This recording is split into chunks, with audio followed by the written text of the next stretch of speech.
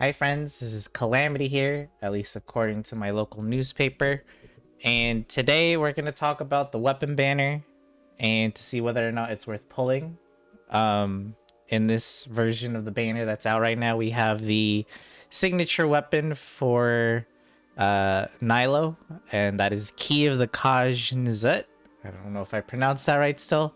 And we have the Primordial Jade Cutter, as well as a couple of 4-star weapons, which we will go over as well. But before we start the video, I always want to preface these by saying that if you're a new player and you're a low spender, free to play, you should probably just focus more on building your character rosters first before you start investing in 5-star weapons. With that being said, let's take a look at the weapons in more detail. Alright, I moved over here so I'm not blocking the weapons effect, and you can read it for yourself if you want to, but this is, like I mentioned before, Nilou's signature weapon.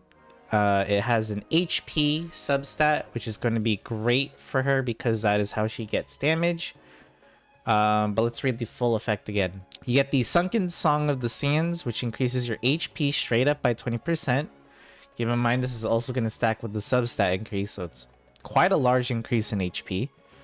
When an elemental skill hits an opponent, you will gain the Grand Hymn effect for 20 seconds. This effect increases the equipping character's elemental mastery by 0.12% of their max HP. This effect can trigger once every 0.3 seconds for a maximum of 3 stacks. When this effect gains 3 stacks, or when the third stack's duration is refreshed, the elemental mastery of all nearby party members will be increased by 0.2% of the equipping character's max HP for 20 seconds. Whew! To give you the short version, basically, every time your skill hits an opponent, you will gain more elemental mastery based on your HP. And you can do this effect 3 times. Once you reach the maximum number of stacks, you will give a team-wide buff to where everybody gets increased elemental mastery based off of 0.2% of your max HP. And it does last for quite a while. Now, obviously, this is going to be really great for our latest character in the banner right now. If you haven't tried her yet, just basically this just synergizes with her kit. She loves elemental mastery, she loves HP, and this weapon just gives her a ton of that. Now, can you use this weapon for other characters? Maybe? A couple come to mind, I suppose. Like, you could give this maybe to Bennett or even Jean, since they kind of scale off HP for their heals. Well, Bennett does, and then them giving... They have a low cooldown on their skill, so you could pretty much spam it, and then you could get the increased elemental mastery, not just for them, but for your team. So in a way, it could kind of be good, but this is a 5-star weapon investment. Obviously, that's a little overboard. They'll, like, support characters will do just fine with a 4-star weapon, or even other 5-star weapons if you have other support-based ones. So I don't think investing in something like this is worth it. But it can be a decent option if you're pulling for the other weapon in the banner and you happen to get a copy of this weapon instead. Alright, the next weapon on the list is the Primordial Jade Cutter, which has a much easier and simpler weapon effect. So straight up, just like the other weapon, increases your HP by 20%. Additionally, you'll get more attack based on your HP. So, right off the bat, this is a great option, even for our latest character, because again, HP increase and more attack for her based on her max HP, which she's going to have a lot of, since that's how she scales her damage.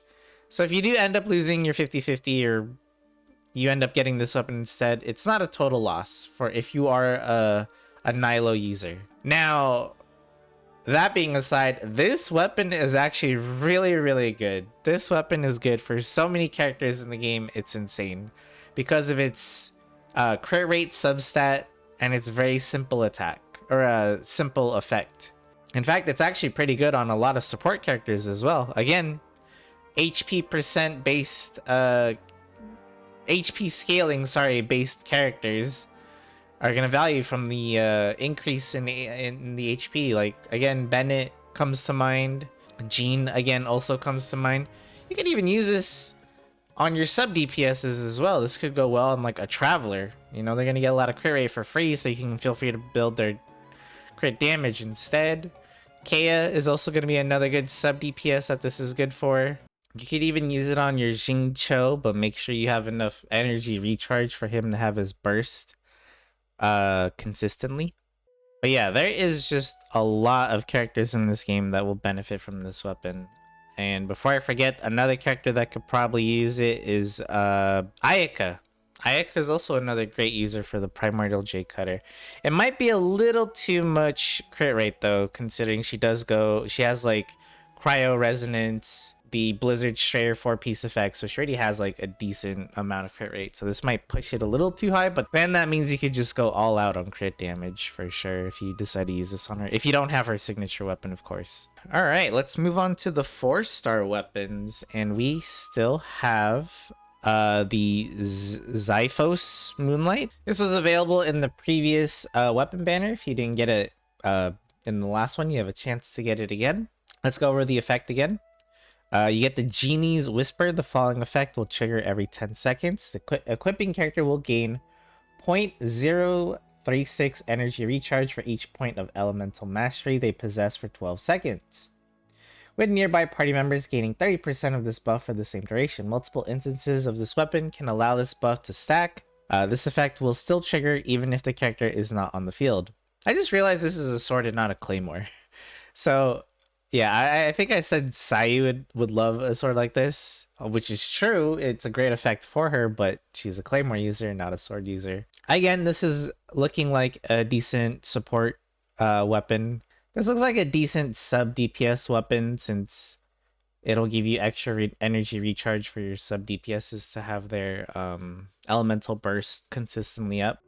It could be good for Jean, I suppose, although you'd probably want to build her differently. It could be a decent option for a Melt Kea if you're going for that kind of team comp. Actually, now that I look at it, there isn't too many characters that can benefit from this. This looks like definitely a future character's weapon that isn't released yet. If you want to get an early head start on them, I suppose. I'm not really into looking at the leaks for any of the new 4 or 5-star characters that this could be good for. I don't know. If you guys have any ideas, I'd love to hear who you guys think would be a great user for this sword. Next up, we have the Rainslasher, which is a claymore which provides elemental mastery.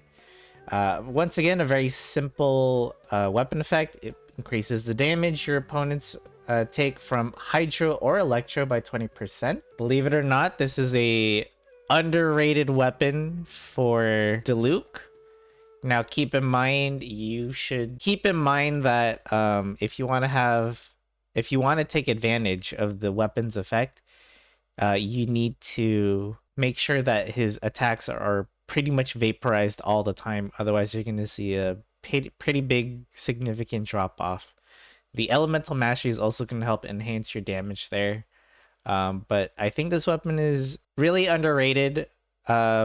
And can be a really good option for a lot of free-to-play players or low spenders that can't afford all those fancy 5-stars. This is a weapon I always get on my character pulls. But yeah, pretty decent weapon, especially if you're using a claymore user that just revolves around elemental reactions. Sayu is also another character that also comes to mind, since you're going to be swirling with her when she's rolling around. As long as you have some sort of Hydro or Electro application, she will do increased damage. Pretty decent weapon. Don't underestimate it, in my opinion. Next up, we have the Dragon's Bane, which is another weapon I've mentioned a lot in the past. This is probably one of Hu Tao's best weapons, if, right before the Staff of Homa, which is probably her best. This will also be good on other characters like Xianling because of the elemental mastery, making your vaporize or melt damage do a lot more damage, and the weapon effect just gives you even more damage, increasing Hydro or Pyro by 20%. I suppose this could work with Sinnoh if you were unable to get his weapon in the last banner. The effect will only go off if you're doing some sort of electro charged or overloaded comp with him, which really isn't the play since you'd rather just go aggravate. But it is a good solid 4-star weapon. Next up, we have the Wandering Evenstar. I think this is a new weapon. I don't think I've seen this before. It's a catalyst with elemental mastery. Let's see what it does. Wildling Nightstar. The following effect will trigger every 10 seconds. The equipping character will gain 24% of their elemental mastery as bonus attack for 12 seconds, with nearby party members gaining 30% of this buff for the same duration. Multiple instances of this weapon can allow this buff to stack. This effect will still trigger even if the character is not on the field. Right off the bat, I'm thinking this is good for Kokomi, I suppose, but then you'd rather get more HP than Elemental Mastery. Although this could make her like another buffer. If you have someone using like Thrilling Tales and you don't want two characters using them. So for example, if you're using like Kokomi and Sucrose on the same team, although you wouldn't really do that, they're both good users for Thrilling Tales of Dragon Slayers, but you can't have two of them. So you could have one using this weapon to give the elemental mastery buff, and then you give the other one Thrilling Tales. This is actually, now that I look at it more, this is actually sounding like a pretty decent weapon for Yai Miko, because she loves having elemental mastery, and this is only going to give her a buff to her totems. And she'll be able to trigger the effect basically, even when she's not on the field, although she doesn't need to hit anything while she's on the field. But she's a very off-field type character, so you just summon her foxes and then swap. So it could be a decent option for her if you don't have her 5-star or a decent 4-star weapon for her. I'm also curious to see what you guys think about this one. If you guys have any characters that you guys think would be a great user for the Wandering Evenstar. And our last weapon on the banner is the Sacrificial Bow, and just like the other sacrificial weapons in the set, gives you a chance to reset your skill cooldown at 40% chance at Refinement 1. This is a weapon that you will be pulling quite often, and you'll just see it often both in your character and weapon banner pulls, so getting it to Refinement 5 and you're going to have like a really high chance to reset your own cooldown is nice. This is a weapon that's great for supports. The ones that come to mind, the ones that come to mind are Diona. Diona is a great Sacrificial Bow user. It will give her plenty of energy to consistently have her burst up for heals and cryo application and the other buffs from her burst. It's a decent option also for Goros, just again also for him to have consistent burst uptime, although I think Favonius is probably better. Yeah, the Sacrificial Bow is a solid support weapon, and I'm sure as more support bow characters are released, it's only going to get more value over time. Alright, so that's going to do it for this weapon banner for 3.1, the final weapon banner of 3.1. Do I think this weapon banner is worth pulling on? Absolutely. I actually think this is a great weapon banner. Both the 5-star and the 4-star weapons are both pretty good. Primordial Jade Cutter is just one of the best swords in the game, not just for one character in particular, but many others. The signature weapon for Nilou, obviously it's going to be good for her if you pulled for her, but I'm still not too sure how good it's going to be on other characters. I'm sure the community is going to figure that out over the upcoming weeks as more people get to play with the weapon and test it out. 4-star weapons are all pretty good. Dragon's Bane and Rainslasher are great 4-star weapons for your main or sub DPSs. And I think they're both underestimated. Well, Rainslasher more than Dragon's Bane. The two new weapons, I'm very interested to see how well they perform. And then we have the Sacrificial Bow, which again is a great support weapon if you are building a Diona or some other support bow character.